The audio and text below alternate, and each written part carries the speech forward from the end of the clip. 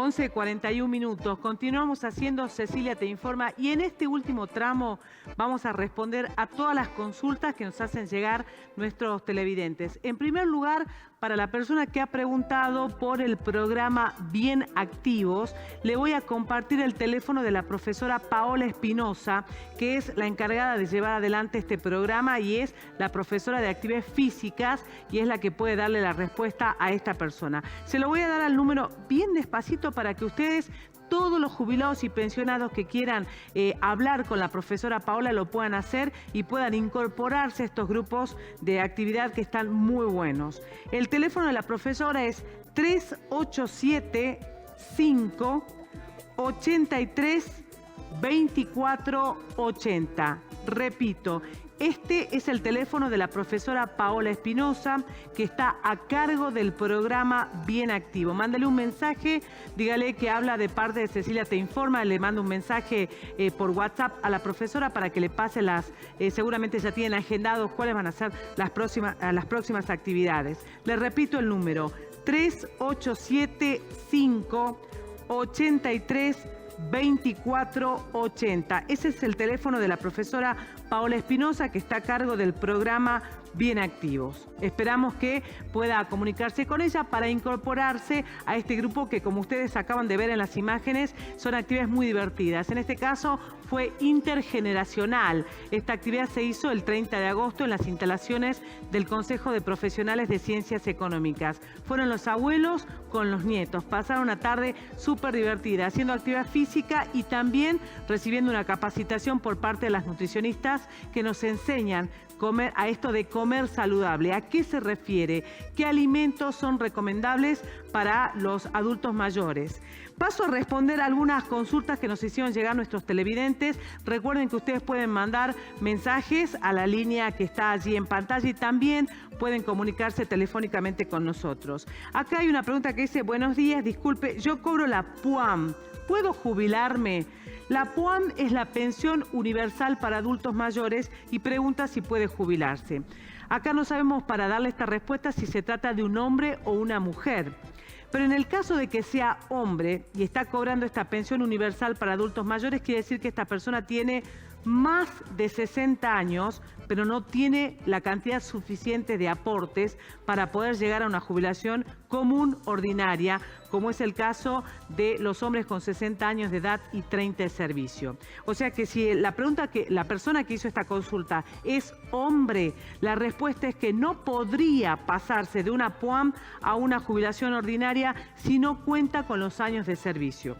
Ahora bien, si es mujer, la situación cambia.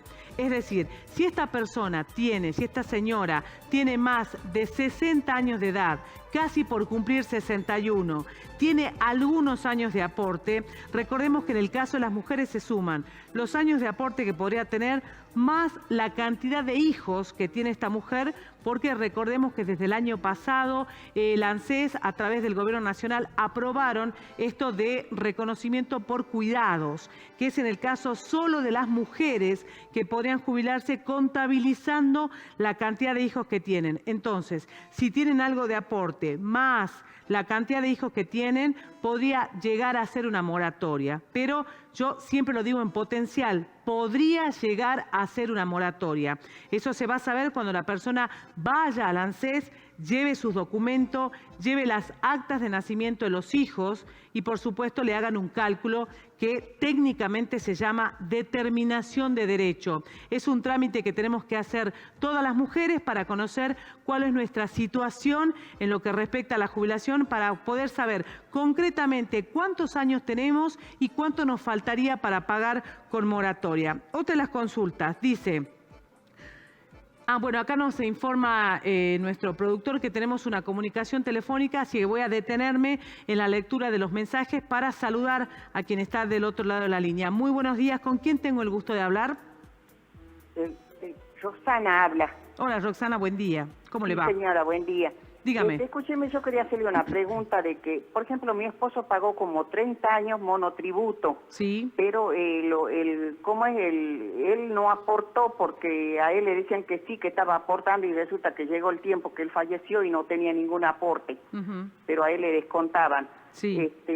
Dice que según el que cumple con los impuestos, creo que se puede recibir una pensión o algo, haber quedado algo de él o no. Bueno, le voy a comentar, Roxana, que si no tenemos comprobantes de los pagos de los monotributos, pero no el papelito, el pago del monotributo tiene que haber estado en el sistema, hoy se llama AFIP. Si no hay comprobantes de pago de la AFIP, de lo que podría haber hecho su esposo, lamentablemente no podemos hacer una pensión. Ajá. Recordemos que la pensión por fallecimiento de un activo o de un jubilado depende siempre de los aportes. Lamentablemente, si no tenemos cómo comprobar que su esposo haya sido un aportante activo, lamentablemente no podemos hacer la pensión. Sí podría hacer usted una jubilación si es que tiene aportes o una jubilación con moratoria en caso de no tenerlo. Pero la pensión es mucho más complicado porque usted depende. A los 62 años falleció. Claro, usted depende de cómo ha sido la vida activa de él en lo que respecta a los aportes. Si no ha tenido aporte bajo relación de dependencia y usted dice que era monotributista, bueno, ¿quién le hizo el famoso descuento del monotributo? Nadie. El aporte del monotributista lo hacemos nosotros, los que somos trabajadores independientes.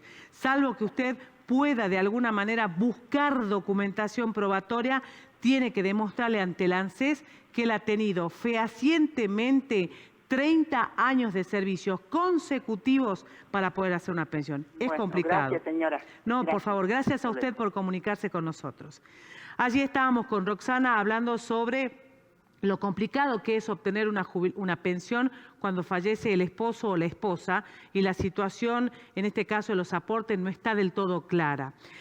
Voy a seguir contestando las preguntas que nos hacen llegar nuestros televidentes y le voy a pedir a nuestro director que prepare uno de los videos que hacemos con Cecilia Te Informa, que también sirve para contestar a las consultas que nos canalizan a través de las redes sociales.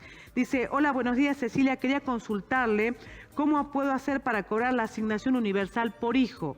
Mi hijo tiene 4 años, la madre de mi marido falleció y en ese tiempo él estaba haciendo los trámites para cobrar la pensión por discapacidad y dicen que por esa razón la pensión de madre de 7 hijos pasó a él. Él cuando cobra madre de 7 hijos. Bueno, acá tenemos 2 consultas diferentes y las vamos a separar. Para que una persona pueda cobrar la asignación universal por hijo, tiene que ser la madre del niño. En casos muy excepcionales, el sistema de ANSES habilita al papá a cobrar la asignación universal. ¿Cuándo pasan estos casos? Cuando el papá es viudo, cuando la mamá está privada de la libertad y cuando el papá pasa a ser el responsable legal de los menores, puede cobrar la asignación universal por hijo, siempre y cuando ese papá no tenga otro beneficio. Si este papá, por ejemplo, cobra hoy o ha iniciado el trámite de la pensión por discapacidad, lo que tiene que hacer este papá es, dentro de la pensión por discapacidad, reclamar el pago del salario por este niño de 4 años. Pero recordemos, por último, que la asignación universal por hijo se abona solamente cuando el progenitor no cuenta con otro beneficio. Ahora vamos a compartir con ustedes una pequeña pastilla informativa que preparamos para ustedes en Cecilia Te Informa. En el encuentro de esta semana vamos a hablar del régimen especial docente.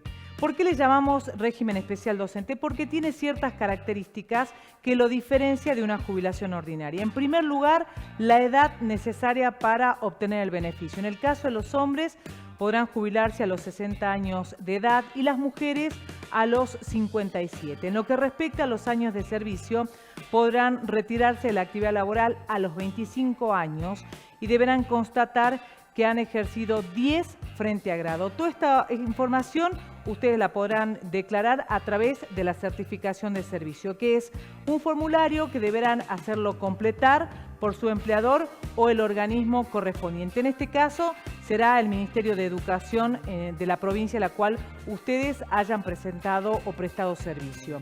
En segundo lugar, otra de las características que tiene este beneficio es el importe con el cual los docentes se jubilan. Estamos hablando, gracias al decreto 137, de una mejora en el haber que les permite cobrar el 82% móvil. Esto quiere decir que al momento de la liquidación de la jubilación se tendrá en cuenta cuál ha sido el último haber que ustedes hayan tenido mientras estuvieron en actividad. Si quieren que sigamos desarrollando este o cualquier otro tema, no se olviden escribirnos aquí. Todas las semanas vamos a estarle acercando a ustedes información de su interés. Gracias.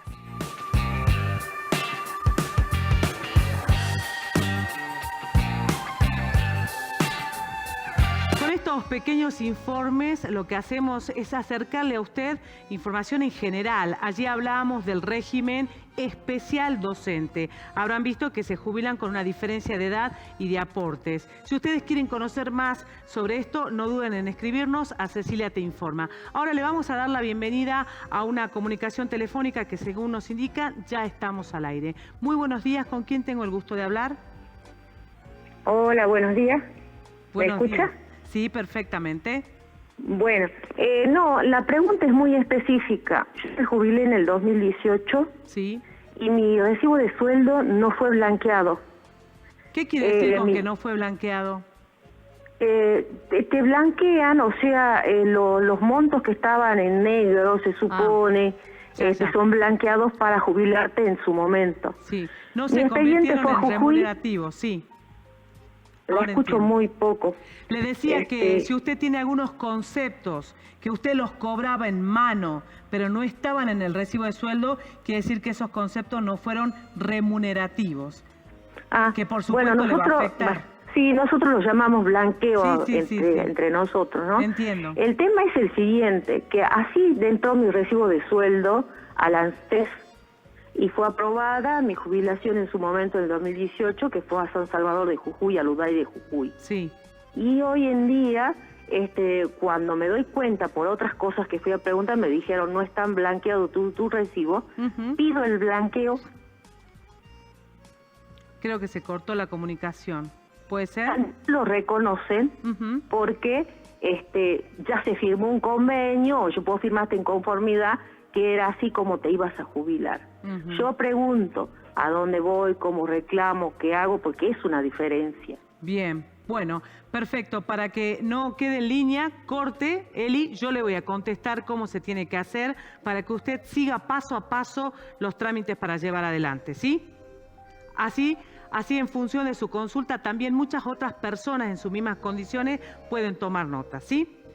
Bueno, allí escuchábamos a esta televidente que nos preguntaba qué pasa cuando ya se le ha otorgado el beneficio jubilatorio, pero hay ciertos ítems dentro del recibo de cobro que no han sido blanqueados, como bien lo plantea ella. Quiere decir que, por ejemplo, para hacerlo más simple, supongamos que el recibo de sueldo decía que su sueldo era 30.000, pero ustedes recibían en mano 50.000. Es decir, que había una diferencia de 20.000 pesos que no estaba blanqueado. El problema de esto es que si nosotros queremos que esos 20.000 sean reconocidos al momento del cálculo del beneficio, lo tenemos que declarar de alguna manera. ¿Qué pasa si el empleador no lo quiere blanquear? Porque pasa en muchos de los casos, y tal vez me atrevería a decir en muchos casos, en el que no coincide el importe del recibo de sueldo con lo que verdaderamente cobra la persona. Siempre hay una diferencia. Por eso ustedes también tienen que tener en cuenta que cuando se jubilan, a ustedes lo notifican con una resolución donde se le dice, fulanita de tal comienza a percibir el beneficio de tal importe a partir de esa fecha. Si usted considera que está mal liquidado el haber jubilatorio porque no se han tenido en cuenta otros conceptos, usted puede firmar esa resolución, pero en disconformidad. ¿Usted qué debe hacer si no está convencido del todo de lo que dice esa resolución? En la mayoría de los casos se firma en disconformidad y en todo caso al pie de la resolución se pone sujeto a derecho. Quiere decir que esta persona más adelante puede hacer una presentación de carácter administrativa. En este caso la persona tendrá que ir con la resolución, con el recibo de sueldo y alguna otra documentación que pruebe de que efectivamente está mal liquidado el haber y tendrá que pedir un recálculo y esperar a ver qué le dice el ANSES. Tenemos otra comunicación telefónica. Muy buenos días, ¿con quién tengo el gusto de hablar? Hola, buenos días. Me llamo Micaela. Hola, Micaela. ¿Cuál es tu consulta? Le quería consultar, yo le había mandado mensaje por WhatsApp. Yo tengo mi hijo de 4 años. Sí. Tengo mi marido que en ese tiempo estuvo tramitando la pensión de él, Sí. de discapacidad. Ujú. Fuimos a hacer los papeles al ANSES y yo lo había hecho registrar a mi hijo con el reconocido por él, que es reconocido por él. Sí. Cuando vamos a presentar los papeles al ANSES, me piden la partida de nacimiento de mi hijo y me dice que yo no puedo cobrar de mi hijo porque mi marido cobra una pensión de discapacidad, pero él es su mamá, que lo pasaron a él porque el hijo discapacitado es madre de 7 hijos. O sea que él cobra una pensión derivada de la madre. Claro, Ujú. pero él es discapacitado a la vez. Está bien. O sea, el papá de su hijo hoy tiene un beneficio. Sí, Esa es la respuesta por qué usted no puede cobrar la asignación universal. claro. Y yo hice un cambio de titularidad para ver si yo lo podía cobrar ahora y no puedo. No se puede. No se puede porque el niño, al ser reconocido por el padre, es decir, como usted bien lo marca recién, tiene una relación directa con el padre. Recordemos, señora, que para usted poder cobrar la asignación universal no tiene que haber ningún ingreso en el grupo familiar. Si ¿Y el pa- cómo puedo hacer si yo no cobro, si yo no estoy viviendo con él? Entonces ahí la situación cambia. Ahí la situación cambia. La pregunta es, ¿el papá del niño cobra salario por el menor? No. ¿Por qué? Es que en ese tiempo nosotros no nos convenía cobrar la asignación de él porque era muy poco cuando él había nacido. Bueno. Nos convenía cobrar la pensión de él nomás. Bueno, yo le voy a decir cómo es el circuito que se debería hacer. En primer lugar, el papá del niño tiene el derecho a pedir el cobro del salario por el menor.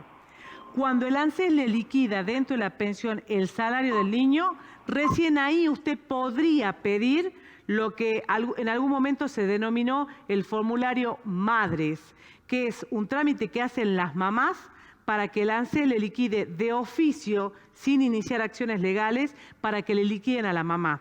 Pero para eso, para que usted pueda cobrar el salario, él primero tiene que reclamarlo. El papá del niño, al tener un beneficio, tiene que cobrar el salario por el menor. Y en ese caso usted también tiene que informar en el ANSES que está desvinculada del padre. Cuando usted informe que está desvinculada del padre, recién podrá pedir el salario. Porque si el operador del ANSES entra a la base de datos y ve que usted convive con el padre del niño, no le va a salir nunca el salario, porque ya hay un ingreso ahí que sería la pensión por discapacidad. Así que paso número 1, el papá tiene que reclamar el salario por el cobro de este niño. Paso número 2, cuando eso se produzca, recién ahí usted podrá pedir que de esa pensión se extraiga el salario para el cobro de usted. Caso contrario, asignación universal por hijo no lo va a poder reclamar porque ya hay un beneficio en la familia. Gracias por su comunicación. Nos están indicando que ya estamos en momento de cierre del programa. 11:59 minutos. De esta manera damos por finalizado este encuentro de sábado 10 de septiembre. Nos vamos a encontrar el próximo sábado a partir de las 11 de la mañana aquí en la pantalla del 10. Y durante la semana no se olviden mandarnos su consulta que gentilmente vamos a responder. Muchas gracias por su atención y que tengan un excelente fin de semana.